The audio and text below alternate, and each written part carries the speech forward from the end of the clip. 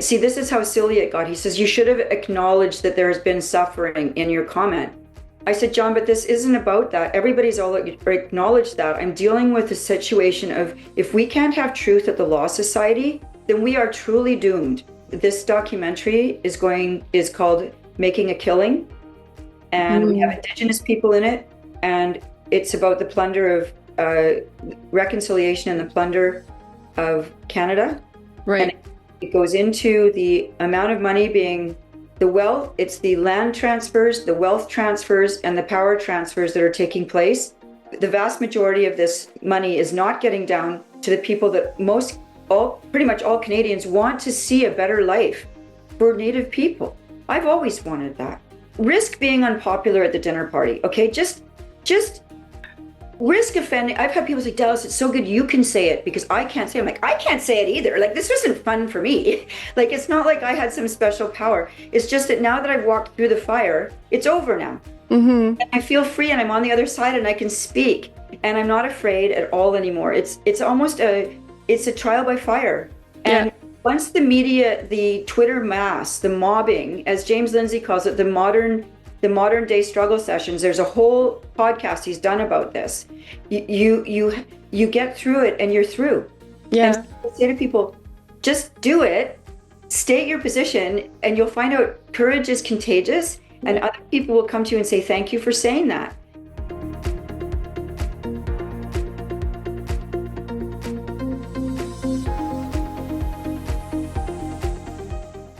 Hello, Action for Canada friends. We're so glad you've tuned in to tonight's show. A warm welcome to you. Our guest speaker this evening is Dallas Brodie, and the title of tonight's show is Exposing and Opposing the Reconciliation Industry. It's September 10th, 2025, and this is the Empower Hour. Before we head over to tonight's special guest speaker, Tanya has a few words she wants to share with us. Hello, Tanya. Hi, Heather. Thank you so much for that. Yeah, today has been, quite a big day. And if you haven't heard, Charlie Kirk was shot dead at an event in Utah today. It's a very significant day for not only America, for Canada, for the world. Charlie was a courageous young man who was on a mission to proclaim the truth no matter the cost. He inspired the old and the young, but especially the next generation. Charlie was a man of God, a husband, and a father, and he knew what the future held for his family if he didn't speak up. May his legacy live on as he passes the baton onto those he mentored and influenced, especially the men who are the warriors and protectors. May this tragic event give you new meaning and new purpose. He has received his crown of glory and heard the words, "Well done, good and faithful servant," this very day. Continue to pray for him and his family, and that what the enemy meant for harm, God will use it for good, for his good and his glory. I know myself, Dallas is coming on as well, and we would consider Charlie Kirk a comrade in this battle for truth and righteousness. And so it's with a heavy heart that all of us bear the weight of the events that took place today. I have some scripture. Hebrews 13:6 says, "So we say with confidence, the Lord is my helper. I will not be afraid. What can mere mortals do to me?" And Charlie's experiencing that right now as he stands in glory with our Heavenly Father. So they may harm the body, but they can't do anything with our soul. And Charlie knew that. And he was willing to take that risk every day so that truth would prevail. And I love what Thomas Paine has said as well, which we live by as well. "I prefer peace, but if trouble must come, let it come in my time, so that my children can live in peace." And that is the sacrifice that we're willing to make here at Action for Canada as we stand on the front line and fight for truth and justice, and we will continue to do that. And so with that, Heather, would you please bring on our special guest? Thank you, Tanya. We are so pleased to welcome Dallas Brodie to the show tonight. Dallas is the MLA for Vancouver Quilchena, the interim leader of the new OneBC Party, and a law school graduate with a certificate in broadcast journalism. She was the opposition's Attorney General Critic for a short time under the BC Conservatives, but when she took a strong stand refuting documents containing false claims about the former Kamloops Indian Residential School site, she was quickly expelled from caucus. We are so grateful that Dallas has refused to compromise and that she's committed to standing up for the truth. Tonight, she's going to expose the lies, confront the corruption, and share her vision for a free and united British Columbia and Canada. Will you all please help me welcome Dallas Brodie? Dallas, thank you for joining us tonight. Welcome to the Empower Hour. Thank you very much for welcoming me to this amazing program. And Tanya, thank you for all the work you've been doing through the years. I'm following you, and it's really an honor to be on your show. Thank you. Yeah, well, thank you, Dallas. It's likewise an honor to have you on the show as well. And before we start here, I'm going to do something that I think you can embrace as well, is that I'm going to do a land acknowledgement, and I'm going to thank God and God alone for the ground that I'm standing on. And this is a battle. It's been a spiritual battle for some time now, a battle against good and evil, a battle against ideologies and thoughts of greed, corruption in all levels of government. And, you know, the more that spreads, it becomes like, if there's a true pandemic, we're looking at it right now as so many people vie for position. So to start the show, I wanted to ask you, like, there's going to be some of our viewers who may not know a lot about you, but you're an MLA, a BC MLA, and I just wanted to ask, what is it that motivated you to get into politics and then become such a strong public figure taking a stand on issues where I've stepped there and going, yes, there are millions of Canadians who, if they haven't heard about you, I'm going to encourage everybody, you know, look up Dallas Brodie, get on her, sign up for her Twitter page and follow her, because you will be so encouraged. She is saying everything out loud that we have been fighting for a decade. So yeah, tell us, how did you get started on this journey? Thank you so much for that, Tanya. I got started on this journey in the summer of 2020. It was during the pandemic, and I remember the day I watched when they were starting to shut streets down in Vancouver. Suddenly, all the streets were empty, and I drove into Vancouver one day from the Sunshine Coast, and they were diverting cars off of Beach Avenue. I phoned my sister. I said, they're doing it. It's happening. They're going to shut Beach Avenue. I know they're going to transform the whole city. I could just feel it. And then as I drove through the city, I also started to realize how incredibly filthy everything looked. And one thing led to another. I was at a couple of dinner parties. People were saying, you need to meet this person. And a group of women, we got together and started saying, what are we going to do? This is a mess. We can feel the city is sliding. It wasn't just what they were doing under the cover of COVID, but the whole decay and decadence that was setting into the city of Vancouver was obvious. We have, you know, the drug addicts and the filth. Just the city that I grew up in is no more. Mm-hmm. So we got together and started a group called Save Our City. And that group got a little bit of traction, just 5 women coming together. And we were all brave and sort of warrior types. And we were tired of just sitting there at dinner parties complaining. So we managed to get some airtime on CKNW. Of course, CBC shut us out completely. We could never get on. A lot of places wouldn't accept our editorials, saying, well, you're nobody. We don't know who you are. We don't know who you represent. You know, who are you to say you have an opinion, kind of thing. We got that. And we just kept fighting. And then as time went by, I started meeting more and more people in politics. And I was asked to run in Vancouver, Quilchena, which is where I was living at the time, by the fledgling Conservative Party at the time. It was just starting out. There was no way I was going to win that riding, but I was going to be a placeholder and the first Conservative to run in that riding for approximately 60 years. And so I ran. I only had about 3 weeks to get going, and I got 6% of the vote. And then when the general, I lost to Kevin Falcon. It was a by-election. Kevin Falcon was taking his place as the leader of the BC United at the time. Mm. And then 2 years later, I ran in the general election and actually managed to beat Kevin Falcon, and which was a shocker. And then he pulled out because our party was pulling ahead. And, you know, in fairness to Kevin, he's been very gracious to me about a lot of the things that have come up. So I have nothing bad to say about him, but I did win the riding. Mm-hmm. And then I was into Victoria. And so, do you want me to tell you what happened after that, or? Well, I was there with you. You're talking February at this point, right? Yeah, let's move over into what happened. And just so our viewers know, we've had the Liberal Party dominating in BC and the NDP party. I feel very strongly that the NDP, David Eby, stole the last election. There was a lot of nefarious things going on during, the election night, ballot boxes and all the rest of it. It should continue to be investigated. Action for Canada has taken steps, served notices of liability to Anton Bogman, the head of Elections BC. So many things went on. And so then I happened to hear about, okay, so the BC Conservatives ended up strategically losing by a couple of seats. It was neck and neck there. And then it ends up they were having their convention. People were very concerned about the party being infiltrated, especially because John Rustad was the Liberal Party. And he stepped away because he spoke out against Soji. And I think, was it Kevin Falcon did, or somebody did as well. And so they ended up forming the BC. So it's kind of like the new BC Conservative Party. And we didn't feel good about the fact that it was a bunch of Liberals forming this party, but we had hope. We tried to get a lot of candidates to run who were dedicated conservative individuals and who supported the issues against mass immigration and Soji and the drug addiction and things like this.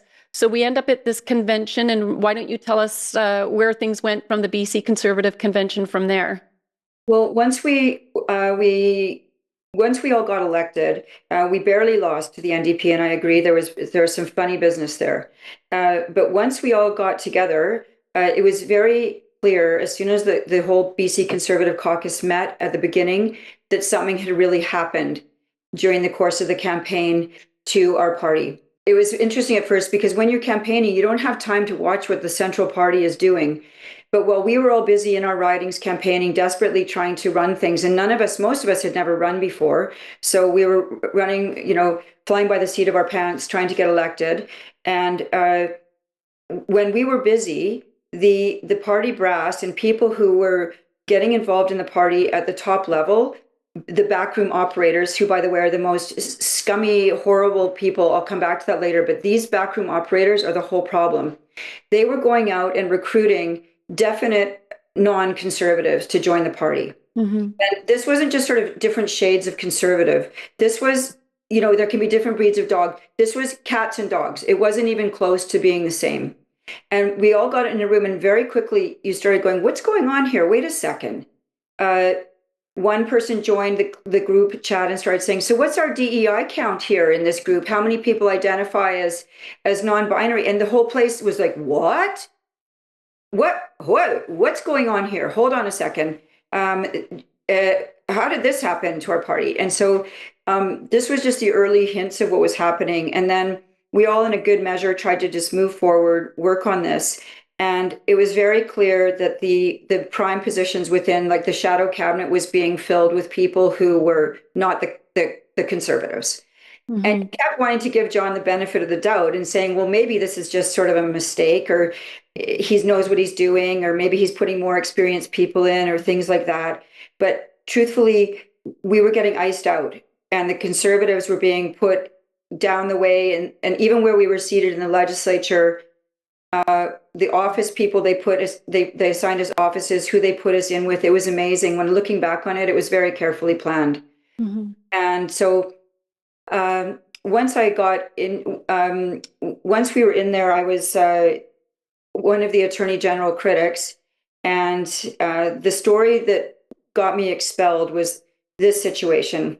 There is a lawyer named Jim Heller, very brave man.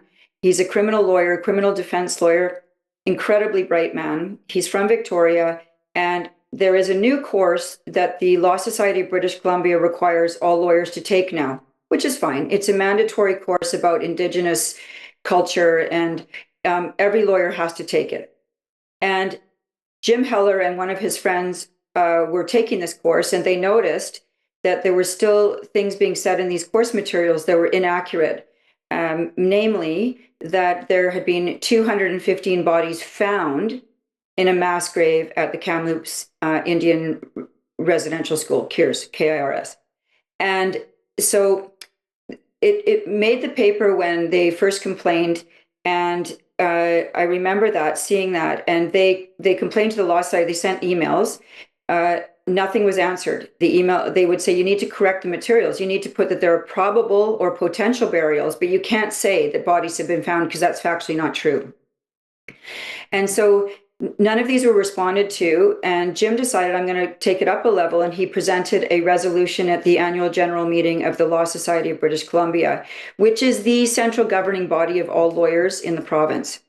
And the opposition he got was fierce and fast and furious. And in the course of the debate that was taking place online, they published they were openly saying they didn't support Jim's resolution, the official brass at the Law Society. And they also published a document that was published by I believe it was the Union of BC Indian Chiefs, or the Judicial Council of Indian Chiefs, saying that Jim Heller was a racist and a denialist.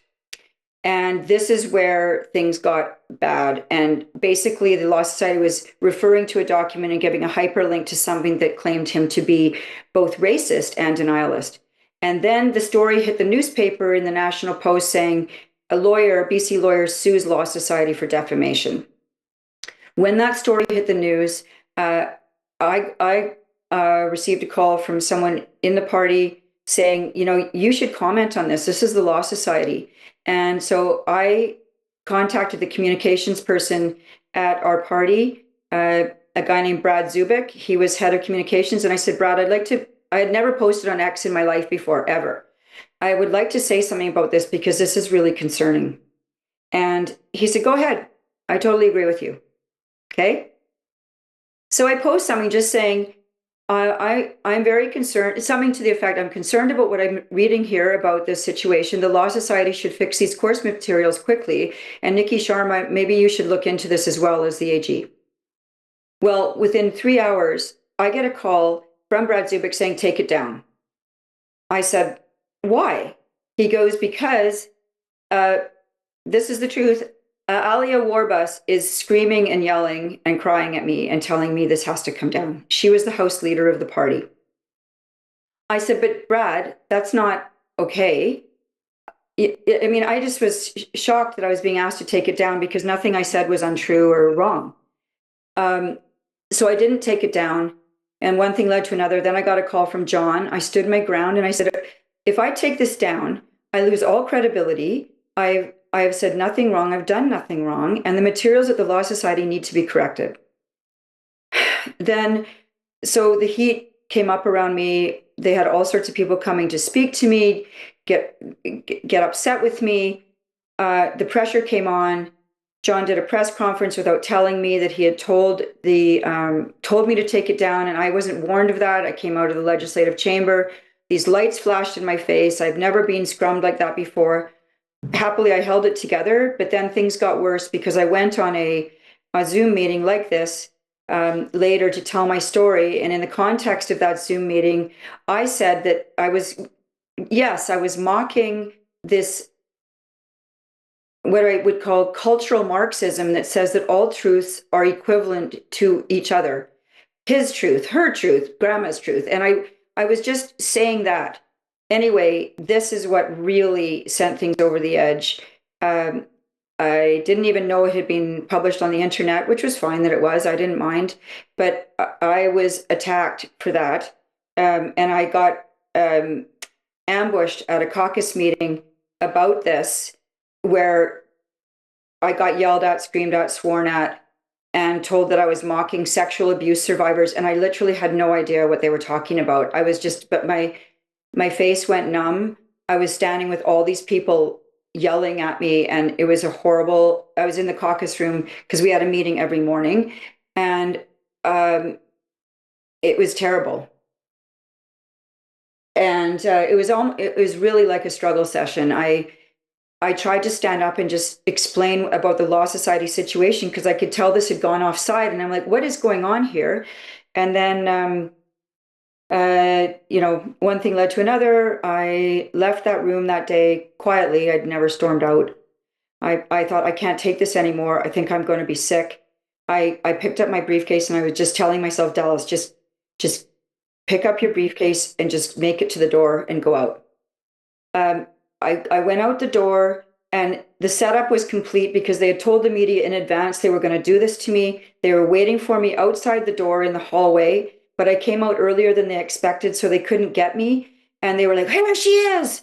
And they mobbed me, and they weren't ready. The cameramen were all over the place and not ready. So I managed to go down the stairs to my office, and I just sat there in a state of like, I don't know what you'd call it. And then other members of my caucus who had also tried to stand up for me got yelled at and sworn at in that meeting as well. And I guess people started following me out.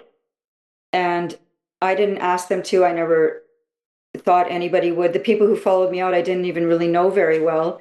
And went down to my office, and that's when around 12:30 that day, was it that day? Yeah, it was 12:20 that day. I was expelled from the caucus by a press release that said that I was mocking child sex abuse victims and that I was giving support to pedophiles. Wow, Dallas. Well, I have to thank you so much for providing your testimony as to what got you through that and to that point. And I know it can, 2 years ago, I was doing speaking tour on the island, and I as well hadn't hardly used social media a whole lot. And the report from the RCMP came out regarding the missing and murdered women on the government's website, proving that 86% of the murders had actually happened within their community themselves. They were killing each other. And so I had said, you know what, thank goodness, the murdered and missing women's case, the report is out, and as well, the graves are empty. Well, I didn't think anything else. It was like 11 o'clock at night. I was still working. 2 weeks later, I'm on this trip on the island heading into Port Alberni. And the chief starts claiming that, I'm banned from Port Alberni. And I went anyways. And we did have a meeting, even though it got shut down. But the vitriol online and what comes after that. But it is because of us sticking it out and people like Professor Francis Widdowson, and you've got Nina Green doing investigations, and there is former Judge Giesbrecht who's writing on this issue all the time. Where I was years ago on this issue and speaking the truths and the facts about this and saying that this was a fraud, they're extorting money, and there's an agenda. It's coming from the United Nations, the UNDRIP, United Nations Declaration on the Rights of Indigenous People, and DRIPA in BC, and it's unlawful, it's illegal. And so it's progressed as the light of truth gets exposed on them. I feel like they feel like their time is pressing in, so they've got to move more quickly forward. And if the likes of David Evie, and I'm going to include John Rustad in this, if they hadn't been undergirding this and facilitating it, it would never have gotten to this point. And then, as another matter to support the fact that we were speaking the truth all the time, that they're exploiting the Indians for their own personal gain, to steal our property and to steal our natural resources. And the other report has now come out from the RCMP that was done between 1995 and 2003. There was an 8-year investigation. And it was supposed to be on these so-called sexual abuse, like you say, that you're, supporting pedophiles and sexual abusers. Well, the report came out and said no. What was it, 150,000 children across the country had attended the schools, and I think there was 14 convictions consisting of natives themselves, Indians themselves. And so their whole scenario is falling apart. It's crumbling all around them. And people who are doing the research have the evidence to prove it. And now it's a matter of getting this into court. So you are standing strong on truth. You are digging your heels in and refusing to give any territory back. And I thank you for that. And our viewers thank you for that, because it has to come from all of these different directions, because I believe in the end, truth is going to prevail. We are going to need to overturn this. And so as we move forward, having been in law, journalism, and politics, all of those things I'd imagine have shaped your perspective on the truth and accountability in public life. But as party leadership had demanded you delete those tweets, and you just were adamant that you were not going to accommodate them in those ways, we can see that that must have been a really difficult decision to make. Do you have any regret over it, or are you glad that you stood your ground? And where's the direction that you're now going from here? I will say for sure I have no regret. I will say for about 2 weeks, though, I was having trouble eating, like the terrible things people were saying about me. And I might add that in my legal career, I was a criminal defense lawyer. I've done more work for probably these young, and I used to do youth volunteer work at the youth prison, and I used to visit young Aboriginal kids and tutor them and help them. Like I've been in the trenches doing this kind of work. So for them to say that I'm making fun of these people is so unbelievably sickening. But I've learned that there's no low that they will not go to in order to pursue this. So I have no regrets. I'm not going to say it was easy. A couple of weeks that were very hard, but I had some strong people telling me, this is what they do, Dallas. This is how they get you. This is what they do. This is James Lindsay calls it the modern struggle session. And you cannot give a millimeter, because you cannot give even, oh, I see your point of view, and I'll maybe adjust that. Because initially, John, for example, wanted me to say, he said, Dallas, it's the problem that you used the word zero bodies. He said, you shouldn't have used the word zero. I said, zero is not a bad, see, this is how silly it got. He says, you should have acknowledged that there has been suffering in your comment. I said, John, but this isn't about that. Everybody's all acknowledged that. I'm dealing with a situation of, if we can't have truth at the Law Society, then we are truly doomed. Well, That's the whole center of truth. And I'm talking about the objective truth. And this is precisely what got me into the most trouble, was me saying, everybody's saying, well, this is my truth. This is her truth. This is this truth. But there really objectively is only one truth.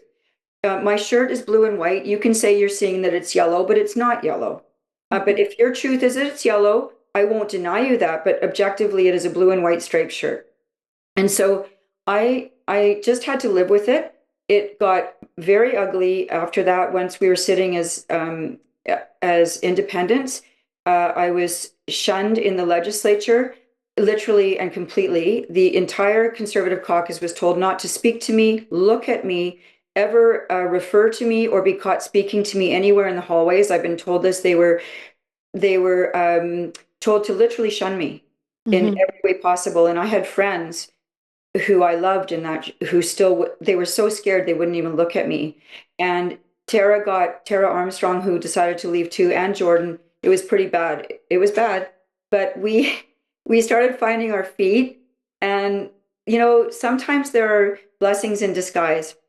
And I decided that I will stand in the truth. And if I never win again in politics, so be it. But I will not have compromised my principles. And I know my heart. Nothing I said was intended to be racist or mean or cruel. It was the truth. And so I just decided I'm going to let the chips fall where they may. I will not compromise on this. Otherwise, I'm just being like all the other politicians that I have personally disliked completely when I watch them fold like a house of cards. And so I'm standing firm. And as time goes by, now we've started our own party. I don't know if you want me to go on to that, but that's a big story too. Yeah, no, I'm thinking it's amazing where you've gone from here. And I'm just kind of thinking, when God calls us up, he equips us with what we need. And it can seem like a lot when it feels like the whole world is coming against you, even those that you would have considered were close allies once upon a time.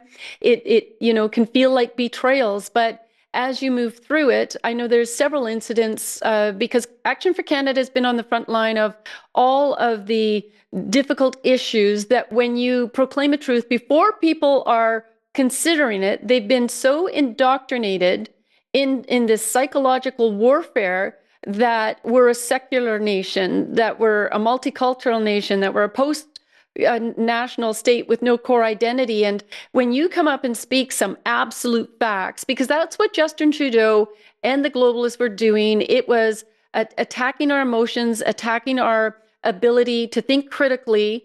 And so, like you say, the example of your shirt is yellow, and it's like, no, you know what? All of us can see that it's a blue and white striped shirt. And they will do it for as long as it takes for you to finally get so worn down that you will admit to it. So that's been the plan, taking away our sovereignty, taking away if there's been any patriotism in Canada, to fight for Canada, to, believe in it, as we've been flooded with all of these immigrants who are not expected to assimilate or integrate. And people were thinking, oh, they have a right to believe the way they do and a right to think the way they do. And it's like, well, if that's the case, then how come the countries that they've left to come here for freedom and democracy don't function the same way? We wouldn't be able to do this in those countries. And it's the same with our battle that's going on with the Indians. And they have been facilitated and they've been groomed in a way to accept en masse their victimhood. And Dallas, you and I are also fighting on the same issue with the LGBTQ. They have this program in school in SOGI 123 that victimizes these kids eternally. And they don't progress or achieve their greatest goals then. And I apply that to the Indians themselves. So even when I was 2 years ago doing this speaking tour, there were some Indians that showed up to the events to hear what I had to say. And they would come up and say, we agree with you. We agree with you. Like, the chiefs are taking the majority of the money. I'm not saying there's not a few good chiefs looking out for their bands, but a lot of them are taking the money. They're stealing from Canadians these resources to think that they could have their own nations. They don't even qualify for a nation. And so it's very concerning to see this perpetuate. It is very concerning. And I want to just also add that when I ran for election, this was not my main issue, the First Nations issue. I knew that it was a problem. And I had gotten into trouble at one point during an open debate during the campaign where I had said on a podcast a few years ago that when the majority of the people on the downtown east side are First Nations people, they are suffering. And I said, why aren't their chiefs and council coming to get them and taking care of them? They only complain after they're gone. And then they say, how dare you lose our people? And then, I mean, they're alive right now. They've been down there living in the rain. And why don't you go help them now? So that was brought up during the campaign, and I said it. And I was sort of exploded during the campaign about that. It sort of drifted into the background. And then when I did this thing with the Law Society, then I really started to learn the details about UNDRIP and then DRIPA. And I don't know how much everybody else knows about these things, but I've been on a very steep learning curve about the extent that this genie is out of the bottle. Okay. Mm-hmm. This is so far down the tracks now that the expectations of these 204 bands in British Columbia are way, way out of control. And they have been promised the sun, the moon, and the stars, and they're getting it. And the secret agreements being negotiated all over the province right now, and they are being done in secret. I have learned so much that I'm in shock at what's been going on. And it's no wonder that our province is grinding to a halt. No one wants to invest here. But the detail of what I've had to learn, and I've learned so much listening to people like Francis Widdowson. I've just learned so much, and I've been just absorbing information from Aboriginal law experts and going back over the case law. I mean, I knew some of it, Delgamook. I knew some of these just sort of from a distance, but the problem is really deep and wide. Mm-hmm. And in Victoria, the one thing you're not allowed to do is question anything about this file. And that's what John Rustad won't question anything about it. David Eby demands complete adherence to this is good, this is good.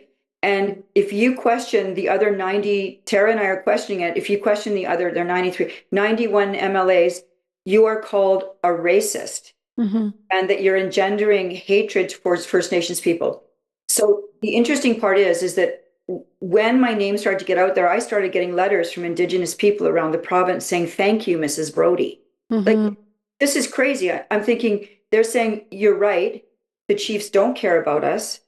I was an addict. When I was lying on my stomach in Oppenheimer Park, no one came to help me. So one thing led to another, and our group decided we were going to do a documentary, which I am proud to say will be coming out at the early October. Teasers are going to start coming out of the interviews we did. We traveled the province in a van. We worked the whole first half of July. And the stories that we have that are going to come out are going to shock British Columbians. There's, for example, a graveyard on Galiano Island that they're saying that no white people can be buried there now, which was founded by the settlers of Galiano. Like the details, the little things that are going on around the province, it's everywhere. And nobody's hearing about it because it's not reported. And so this documentary is called Making a Killing. And we have Indigenous people in it. And it's about the plunder of reconciliation and the plunder of Canada. Right. And it goes into the amount of money being the wealth. It's the land transfers, the wealth transfers, and the power transfers that are taking place. And the vast majority of this money is not getting down to the people that pretty much all Canadians want to see a better life for Native people. I've always wanted that. Yeah, and it's not trickling down. Life remains terrible for the vast majority of the people living on the reserves and in the city, inner cities. And what we've termed the reconciliation industry, they don't like that word, by the way. I was openly threatened by a guy from one of the Treaty 8 reserves up in northern BC. He saw me in a restaurant in Victoria. He wandered over and he pointed at me and he said, I know who you are, and you should stop calling it the reconciliation industry. No. This is reconciliation. And then the person I was sitting with, he watch who you're associating with. And no, we're not going to stop calling it that because it's very accurate. It's been proven now. And, I got to caution as well that we shouldn't use their language because I always use the term Indian because that's what they were called. The Indian Act is what they're referred to in other times in the Charter Aboriginal. And so they weren't First Nations, they weren't first, and they never created a nation. There was over 640 tribes when the Europeans came to Canada. They were all infighting. As you know, they are still today all fighting now. It's like who can get the most money, who can get the property. And as the United Nations comes in and Klaus Schwab from the WEF saying you'll have nothing and be happy because they want our trillions of dollars worth of natural resources. This is about money. It's about power. It's about taking control. And we're going to put a stop to it. We're not going to be a bunch of pushovers. And if the Indians, I think the majority of them could plainly understand that the Indian Act, this has made them wards of the state. We need to release them from these contracts. They need to be ripped up. They can willingly exit the system if they want to join the rest of the Canadians and stop getting anything for free, just refuse. That's one big step that you can take, join the rest of Canadians because our enemy is a mutual enemy. It's the Canadian government. In times of financial uncertainty, securing your wealth is more important than ever. With inflation, market instability, and economic challenges, many Canadians are turning to one timeless strategy: precious metals. Gold and silver have historically retained their value, offering a hedge against economic turmoil and a safeguard for your assets. If you're looking to invest, there's good news for members of Action for Canada. We're proud to announce our partnership with Steve Merrill of Sun City Silver. Steve is not only a friend of the Freedom Movement, but he's also offering Action for Canada members exclusive access to some of the best pricing in Canada. Thanks to his extensive client base and affiliation with Silver Gold Bull, you can now secure your precious metals at incredible rates. Silver Gold Bull is a trusted Canadian leader with live pricing available 24/7 and nearly 400,000 five-star reviews on Trustpilot.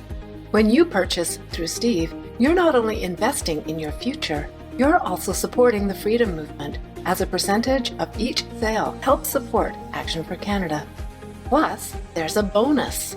If you place an order of $5,000 or more, you'll receive a 1-ounce pure silver bullet, a unique and valuable addition to your collection. And if you refer someone who places a $5,000 order, you'll get another silver bullet as a thank you. To get started, visit actionforcanada.com/purchasing-precious-metals/. Remember, your decisions are your own, and we recommend doing your own research before making any investment. But with Steve Merrill's guidance and our partnership, you'll be on the right path to securing your future. Secure your assets, protect your future, support the movement. Visit us today to learn more. And you know what? If it had been Muslims that came into this country, originally they would have been all wiped out. Just like in the Christian nations, they were all slaughtered. And I don't see the UN or anyone else appealing to the Muslims to pay reparations and to reconcile with all of the Christians. And I mean, they came in brutally, as they are today, brutally slaughtering people and taking their booty. And so we came in signing contracts and agreements peacefully. And so things have to be put in perspective. We came in, I hate to say it, in the way of that, the Europeans ended up building, not dominating, but building a prosperous, incredible nation. And if they had just gotten on board and appreciated that, we wouldn't be where we are now. But our objective is to get all of these illegal treaties overturned, take the land back, because it legally isn't theirs. And Judge Giesbrecht has confirmed that as well. So those are a few of my strong points as to how. So where before we get to OneBC or included in, developing this party, and I'm hoping there's going to be some more good people to cross the aisle, because I know some of those good people, and I'm calling on them now. Cross the aisle and join Dallas, because you know what? You are good people. Why are you still in the BC Conservatives? It was a bit confusing. So tell us about that.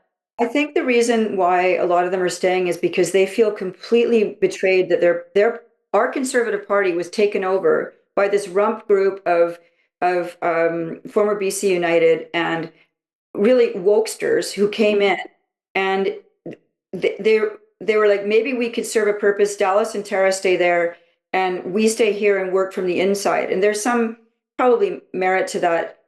But my understanding is there's a lot of shifting going on right now. There's been stories coming out on Jazz Joe Hall today about problems again within the leadership contest for John Rustad that's been going on. And you can read about that. I'm not as familiar with what's going on with that, but some people are leaving. There's a lot of discontent, and things could be really shifting. It might be a very exciting couple of weeks here. And I would love to have some of these people join us, because we need to fight together. And, a lot of people will be really happy to have this end. And I want to say that a lot of people have written to me and said, Dallas, when are we done reconciling? Okay. Mm-hmm. And why does reconciling always mean money? It didn't mean that in Rwanda. It hasn't meant that in other places. And you can have truth and reconciliation without it always involving cash and money. And I think people are happy, or are just feeling that, I know they're feeling that this has just become a money train that is never going to end.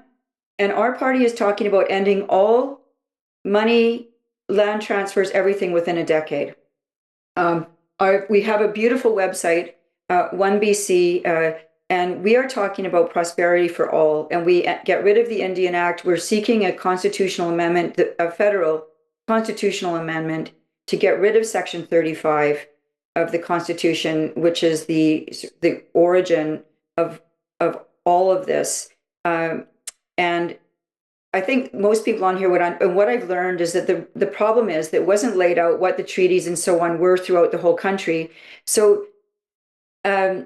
judges have created all of these rights over the since 1982, when the charter first came in. And I was in law school then, and I remember I didn't understand the magnitude of what had happened, but we've got basically judges who have just decided how it's going to be.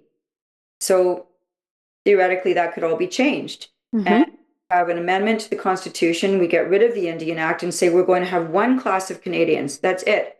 No Canadians plus. But interestingly enough, you say that you use the word Indian. The Assembly of First Nations, which is the 640 bands, they don't want that Indian Act gone. They hold tight to it. They want their Indian status.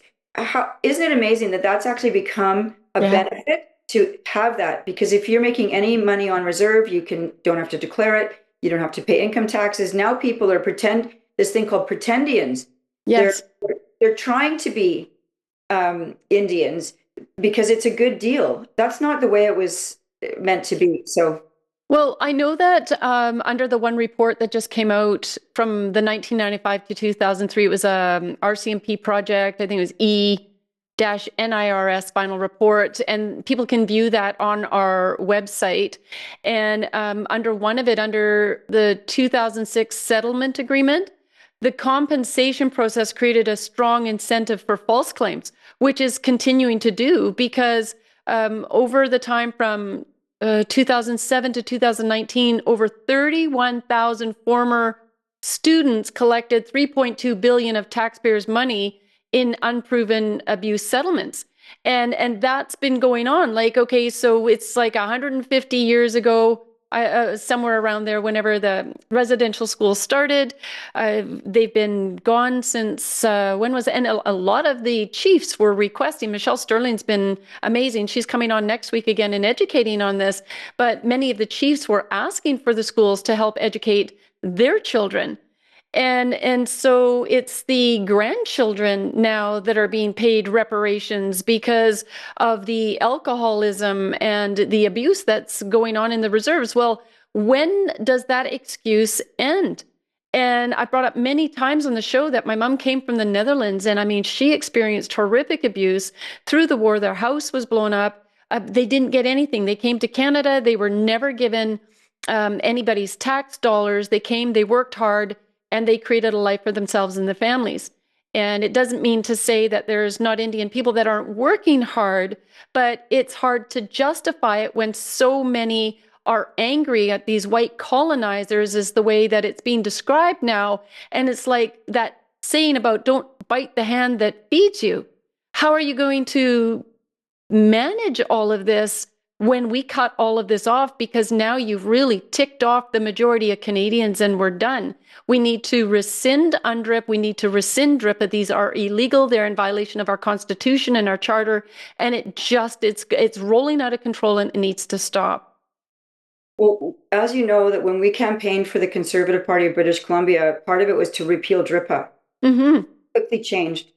Yeah, what happened to John? I mean, he was in an interview the other day with Candace Malcolm, and I couldn't even watch it. I was like, he was backpedaling whenever he found, that something coming out of his mouth wasn't falling, positively on his interviewer. And I'm like, there you are, John.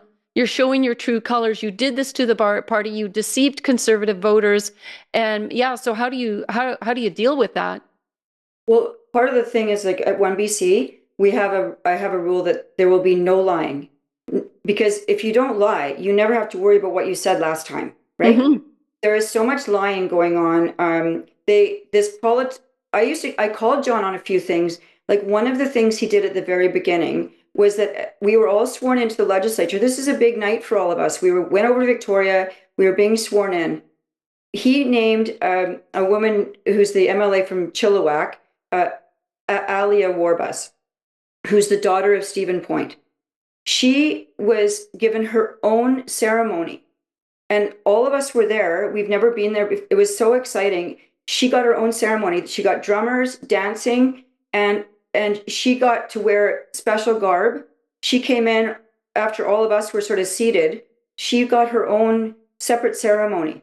And then her dad came in and spoke to all of us and addressed all of us and said how proud he was of his daughter, and that we should be mindful of reconciliation, and that we had to be worried about climate change. And I was sitting there going, this can't be happening. Like, This is what we're exactly not supposed to be doing, because we're supposed to be opposed to DEI.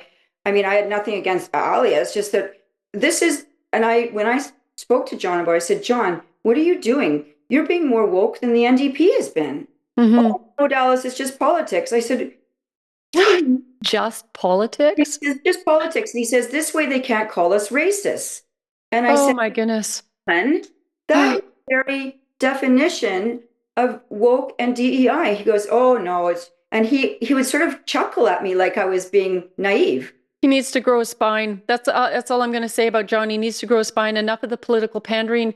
We have literally Indians that are coming forward. They're, opposed to what John Rustad is doing, to what the Chilliwack representative is doing.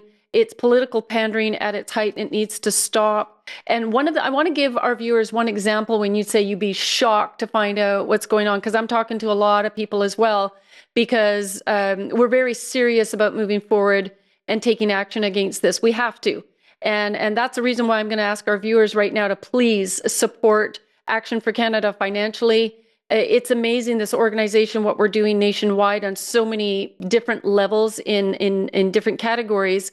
And yet, people want to give to a charitable organization or political, but it's so important to support the work that we're doing, because we're hearing from people like this. So I've already talked previously about the couple that was in the Okanagan area who had signed a contract with the Indians, and they were having a water bottling service for fresh water. 3 months in, they've spent $100,000 at the beginning of the year, and by April, the Indians are saying, "Oh, you know what? Shut the taps off. We're not going to allow that. We got to conserve water." Blah blah blah. And then you have, another individual where he's on the Sunshine Coast and he's purchased land. He made sure the title was free. He starts to dig on that land and progress in how he wanted to, it's his right on his property. And all of a sudden there's a stop order put on his land, and he's not allowed to dig, and that it's considered, Heritage Conservative Act says. Conservation Act, yeah. Conservation Act applies. To the same guy, yep. Yeah, and they're putting this title on this designation on his title. He has to go to court. He's fighting it. He has other property in the interior, a lot of acres. BC Hydro is being used to come into these large masses of property as well. They're the ones with the foot-ins. Once they start digging, if they find something they even think is an arrowhead, they again slap a designation on your title, and they're doing it secretly in the background. People don't even know they have this designation on. So it's going to affect the property value, because who's going to want any piece of land that is going through this controversy, this corruption with the Indians? It's not bad enough that they've stolen $12 million for this fake, the scenario in Kamloops. Nobody has had to, you're a criminal lawyer, what's happening there as far as being accountable for that money? I want that money back. Taxpayers want the money back. And I think we're going to be hearing more of that. Sorry, I've kind of gone all over the place, but I just want people to see this is only just the tip of the iceberg, what we're telling you about. And what about the people in Pender Harbor and Garden Bay who have told them that their docks are now offside? These are so they're finding out that there have actually been 6 docks removed by a barge that came in and removed it in front of families. This traumatizing for these people, and the problem is the media is still not reporting this. It's been hidden, and people have been afraid to speak out because they get more punishment down on them. So in terms of the money, I'm sure Francis is way more well versed on the money situation with the Kamloops Indian Residential School, but I've been saying, look, as MLAs, our job is to watch how taxpayers' money is spent. Anytime someone's taking public money, there is a right to ask whatever questions we want about it. If you want to raise your money privately at bake sales and so on, and pay for digging, sure, or not digging, or that's up to you. But if you've taken $12.1 million and frittered it away on other things, that's not okay. And I've been saying this money has to be paid back. And there are other people saying this too, like, where did the money go? It was earmarked for a specific purpose. You can't just use it for whatever you feel like. And this is hanging out there as this sort of pregnant issue. Like, where did the money go? Yeah. No, we're just going to keep pushing for the truth, the real truth. Now it's a reverse truth and reconciliation, because we want to be reconciled back. We need our money back. There's lots of people that experience hardship in life. Life is hard. And I've experienced that personally. I know so many people, and there's no way I would have even thought for other people to pay, for the trauma that I experienced at the hands of somebody else. And it's just a fact of life. And so we're going to continue to pursue that. Now, what message would you have for ordinary Canadians who feel silenced or afraid to speak out on this issue? What encouragement can you give them, Dallas? Oh, I've been saying to people, just risk being unpopular at the dinner party. Okay. Just risk offending. I've had people say, Dallas, it's so good you can say it because I can't say it. I'm like, I can't say it either. Like, this wasn't fun for me. Like, it's not like I had some special power. It's just that now that I've walked through the fire, it's over now. Mm-hmm. And I feel free and I'm on the other side and I can speak and I'm not afraid at all anymore. It's almost it's a trial by fire. And once the media, the Twitter mass, the mobbing, as James Lindsay calls it, the modern day struggle sessions, there's a whole podcast he's done about this. You get through it and you're through. Yeah. And so I say to people, just do it, state your position, and you'll find out courage is contagious, and other people will come to you and say, thank you for saying that. And don't be afraid to be offensive at it. I'm not talking about being rude. I'm just saying, just say it, speak what you think. Mm-hmm. I'm not worrying so much because it's this self-censoring that we're all doing, which is leading us down further and further. And also, I was just reading Charlie Kirk's book. I mean, I loved him. I've been to his AmFest twice, and he had a whole chapter in his book about fighting the woke left called Being Called a Racist is Not the Worst Thing in the World. It is a whole chapter in his book, and I read it deeply because it was very hurtful. It's very hurtful to be called that. No one wants to be that. Mm-hmm. However, he said it's been used as a tactic for decades. And he goes back through the number of times that it's been used on people to literally silence them. And so it's not a new weapon used by people to silence you. Mm-hmm. And so the key is just to say, yeah, you've called me all the names. So now let's get down to the political issues here.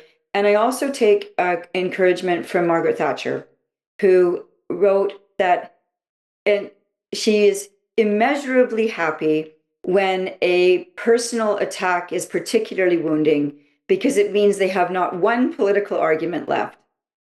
And I love that. That's good. Whenever I'm feeling down, I go to famous quotes from Margaret Thatcher, and she saves me and pulls me back up by just pulls me back up and reminds me. She also says people who stand in the middle of the road get hit by traffic going both ways. Mm-hmm. And those are words of encouragement to say, speak the truth, speak what you're thinking.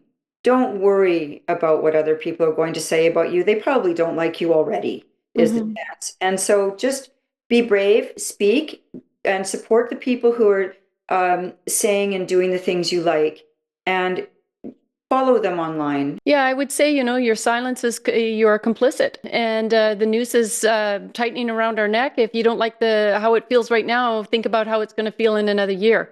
So You have to be bold. You have to speak up. It's like, Dallas, welcome to the front line. You've been initiated. You're here. It really isn't comfortable and it doesn't feel good. But if those people only knew as well, we're battling for them. Because when you are lost in lies, we see what happens to communities of people, and we want to see them set free. I know that somebody asked your position on Soji. You are completely in line with us in removing this horrible program from the schools. These kids are being captured in the system. They're being abused. So we're going to fight for them. Even the ones that have been indoctrinated and through the system who are attacking us now because that's what their mind's been filled with, we need to keep pressing in. And I always repeat it. My Uncle Eddie died a year and a half ago. He's like a dad to me. My dad died when I was much younger. And he would always say that a lighthouse on shore is like a beacon of hope for the sailors at sea. And we are standing firm, this lighthouse on shore, so that we will speak the truth and they will reject us. We will speak the truth again and maybe they'll start to consider it. And as we've seen, when I look back 10 years ago when I started to where we are now on all of these different subjects, it is so encouraging to know how many Canadians are standing up and speaking out. And so I'm so grateful for you, Dallas. I'm so blessed that you were able to join us today on the show. We're going to look forward to having you back again. I feel so encouraged because I know there's some other topics that you're dealing with that we are also in alignment with. And I'd love to have conversations on those because I think they're really, really important. And the steps you are taking are very courageous as well. So in closing, what is a final word that you would have to say to our viewers? Or is there anything that I missed that you want to say about OneBC? Please look up OneBC. I encourage you to follow Dallas on her X page as well. There it is. Thank you, Terenzio, for bringing that up. Yes, thank you, Trenzio. I would say, please have a look at our website. It's really beautiful, and we've got a really nicely laid out plan we're going to be adding to it. But I think that a lot of people on this call will find that our policies are really what we were expecting the Conservative Party of BC to do. I certainly was. So I would just like to say, follow me on X is something that would be great. And then when you see things you like, spread it out to your friends. That really helps. And we've listed some events on the website, and if you can make it to those, there's going to be one in Abbotsford, one in Penticton, and one in Mill Bay and on the island in the next few weeks. I'm going to be speaking at the We Unify event the weekend after this. And so if you can just have a look at that, and we'd love feedback. And I be courageous. I've gotten courage from Tanya and from Francis, and people like you give us strength. So we feed each other and help. Yeah. All right. Well, awesome. Thank you for being on the show. And I just pray that the Lord will bless you in the work that you continue to do. Thank you. God bless you, Tanya. Thank you. You too. Okay. Well, that was just an amazing show. I love Dallas. When I started to hear about what she was doing and speaking all of these truths, I felt encouraged myself. Like every time we find somebody else will join the team, it helps the movement to grow and gives us the idea that we are actually going to win this battle. And I believe we are. And so next week, we're going to have Michelle Sterling on the show. We're going to be again talking about UNDRIP. We're going to be talking about using guilt as a weapon. Does that make sense? Like Canadians are awfully nice people. And that means that, you know what, even though it makes us uncomfortable or it goes against our core values, you know, we don't want to offend somebody, but you know what, offending people, it's okay. They don't care about offending us. And the truth is offensive right now. That's the environment we're living in. And so as long as you're speaking for truth, you're doing the right thing, you got to trust that. The other thing Michelle and I are going to be speaking about, and she's going to be giving a presentation, is, you know, all of this talk about now Carney's supporting that Palestine should be a state. And the problem is there's going to be some significance there potentially about these land grabs. Is that what they're doing in Israel? And then if that moves forward, is that going to be something that they're going to try to embolden themselves to even advance what the Indians are doing here in Canada? So we really need to shut all of this down. We need to pull ourselves out of the United Nations. They're an unelected body. I consider them enemies of the state, and I think that we should have them designated as such. They are a dangerous communist, Marxist, Islamic bunch, and they are not friendly to the free world. Okay, so the couple of scriptures that I have as well, I've used this one before because it's so important. I love that image, right? Ephesians 5:11, take no part in the unfruitful works of darkness, but instead expose them. And that's exactly what we're doing by speaking the truth. And the final verse is from John 8:32, then you will know the truth, and the truth will set you free. Hallelujah to that. Amen.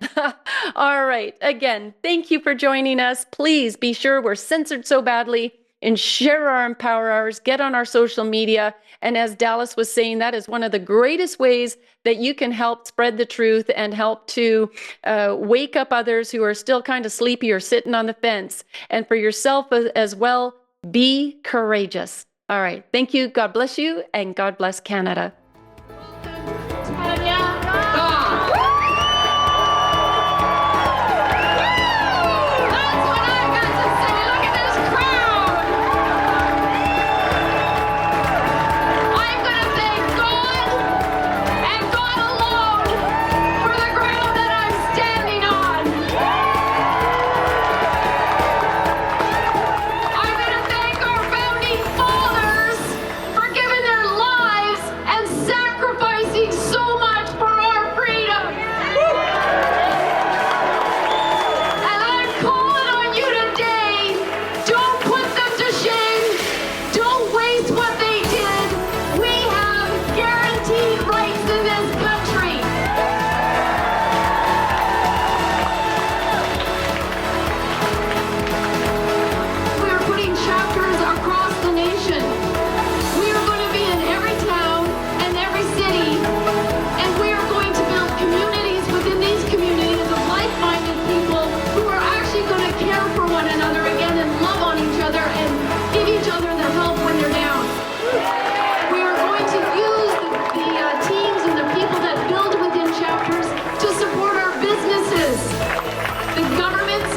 actions are completely 100% unlawful.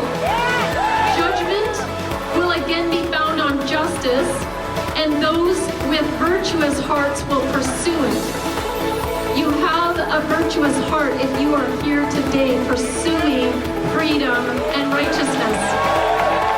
And then verse 23 comes along with a promise. God says he will turn the sins of evil people back on them. He will destroy them for their sins. I take great comfort in that because I serve a mighty living God who has allowed us to go through this season of discomfort because we as a nation had turned our backs on him and we need to get right. So I am just going to thank you so much. I'm going to say God bless you and God bless Canada.